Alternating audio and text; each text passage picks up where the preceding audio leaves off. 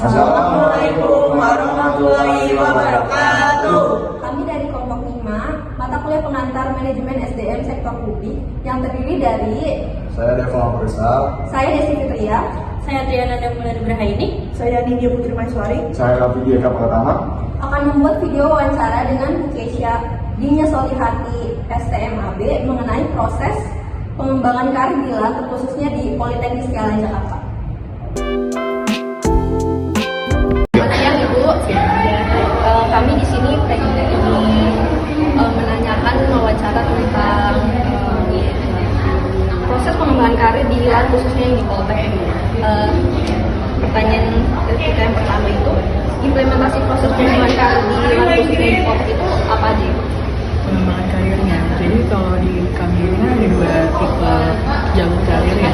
Ada karir secara struktural atau secara manajemen.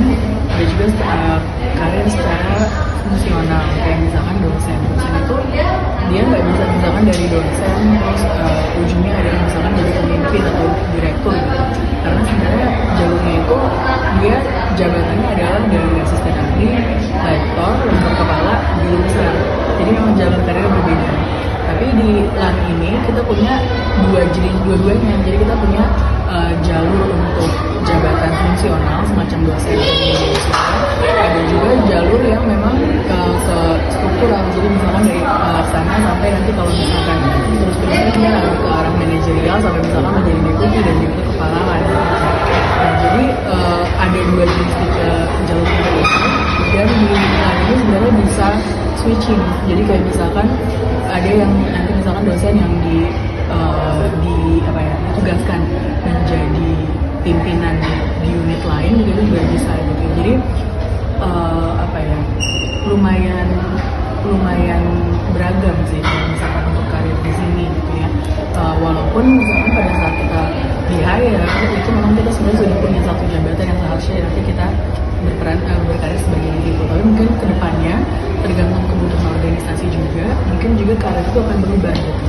Seperti misalkan contohnya saya gitu ya, sekarang saya di sini kan saat ini adalah sebagai masuk sebagai dosen, tapi terus kemudian saya minta diberikan tugas tambahan sebagai subkoordinator mahasiswa dan pendidikan. Ini sebenarnya subkoordinator itu adalah posisi jabatan ke arah yang struktural atau manajerial, jadi bukan yang cuma ke fungsionalnya.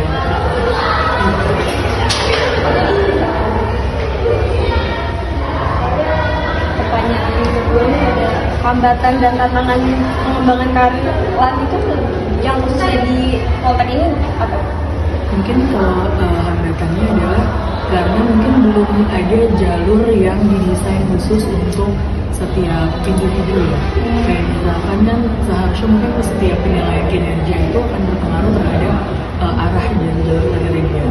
Nah itu tuh dari itu sebenarnya seharusnya difasilitasi sama penilaian kinerja, coaching dan lainnya. Nah mungkin kalau di LAN ini itu yang saya masih belum terlalu berasa gitu ya. Maksudnya kayak misalkan sebenarnya ditanyakan apa sih sebenarnya yang ingin tiap pegawai itu capai gitu kan, itu sebenarnya juga menjadi aspirasi untuk karir kan. Nah tapi di sini belum terlalu terasa seperti itu, jadi lebih ke kayak yang kebutuhan organisasi seperti ini dan kita harus berusaha untuk memenuhinya dengan cara misalkan beradaptasi menjadi apa-apa. Harapan Ibu nih mengenai pengimplementasian proses pengembangan karir pegawai ASN ini itu apa? Nah khususnya di Politeknik. Implementasi harapan terhadap implementasi pengembangan karir. Kalau ya lebih pengennya sih ada program yang memang benar-benar didesain sesuai dengan kebutuhan dan juga aspirasi si orangnya. Misalkan saya saat ini juga sebagai dosen bukan juga sudah belajar, tapi mungkin sebenarnya saya pengennya sebagai apa dan pengennya organisasi itu menampung aspirasi saya dan menyesuaikan jalur tadi supaya tetap sesuai gitu. Jadi misalnya nggak tiba-tiba dipindah ke Makassar atau ke Bandung, padahal sebenarnya saya nggak mau misalnya seperti itu. Terus sama misalkan mungkin program pengembangan kompetensinya juga disesuaikan sama kebutuhan karirnya. Jadi seperti misalkan sebagai dosen sebenarnya kan seharusnya sertifikasi, pelatihan kompetensi itu kan sangat melekat ya, harus terus diupdate. Nah ini pengennya sih benar-benar didesain dan memang sesuai sama kebutuhan dunia profesional, misalkan sertifikasi profesional gitu yang yang resmi, yang formal seperti itu. Ibu, terima kasih Ibu atas waktunya wawancara kita. Ya.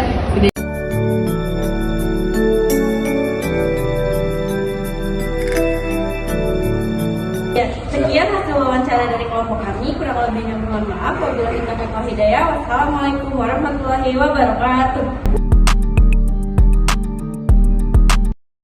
Mawar cantik ada di pekarangan. Semerbak mewangi menghapus gusar. Maafkan atas segala kekurangan. Kritik saran silahkan, asal jangan kasar-kasar.